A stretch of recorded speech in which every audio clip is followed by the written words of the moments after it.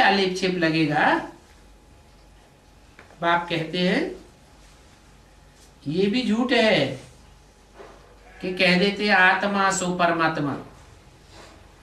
क्या क्या हर आत्मा परमात्मा हो सकती है?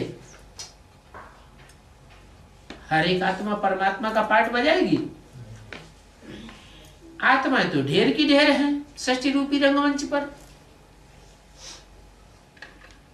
जो जन्म बाई जन्म ढेर के ढेर कपड़े शरीर रूपी वस्त्र पहन करके पार्ट बजाती रहती है। कोई राजा का पार्ट बजाता है, कोई रानी का पार्ट बजाता है, कोई दास दासी का पार्ट बजाता है, कोई क्या पार्ट बैगर का पार्ट बजाता है। तो आत्माएं जो अनेक हैं वो अनेक आत्माएं परमात्मा कैसे हो सकती? पार्ट बजाने वाली परम आत्माएं हीरो पार्टधारी होगी या सभी आत्माएं पार्ट बजाने वाली हीरो पार्टधारी हो जाएगी? सब नंबरवार हीरो पार्टधारी हो जाएंगे। हैं? हीरो पार्ट तो एक ही होगा। ये सच्ची रूपी रंगमंच है। इस रंगमंच पर आत्माएं पार्टधारी हैं। तो पार्ट बजाने वाली जो आत्माएं हैं उनके बीच में हीरो पार्टधारी तो एक ही होगा या अनेक होंगे या नंबरवार होंगे? नंबरवार भी नहीं। हीरो पार्टधारी को ही परमात्मा कहा जाता है। परम पार्टधारी जिसने परम पार्ट बजा के दिखाया। तो वो तो ऐसे ही कह देते हैं आत्मा सु परमात्मा। माने जो भी आत्माएं हैं वो सब परमात्मा। ये तो रंग बात हो गई।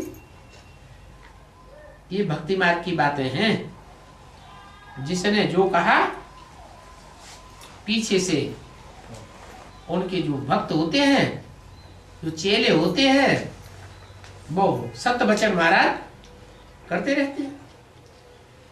अभी बाप तो कहते हैं बच्चे बेहद के बाप को याद करो। तो बच्चे कहते हैं कैसे करें? अरे जो चीज आंखों से देखते हो वो याद नहीं आती है क्या? आती है कि नहीं? आती है। तो क्यों पूछते हो बार बार भगवान के लिए कि भगवान को कैसे याद करें? अरे भगवान इस सृष्टि पर आया हुआ है तो प्रैक्टिकल में आता है ना। कोई हवा थोड़े ही है जिसको याद करना है। हवा को भी याद किया जाता है। अनुभव होती है ना। शीतल हवा है, गर्म हवा है, अनुभव तो होती है ना। ऐसे भगवान इस सृष्टि पर आते हैं तो साकार शरीर लेकर के आते हैं। मुकर्रर रूप से मुकर्रर रथ में आते हैं जो याद किया जा सके।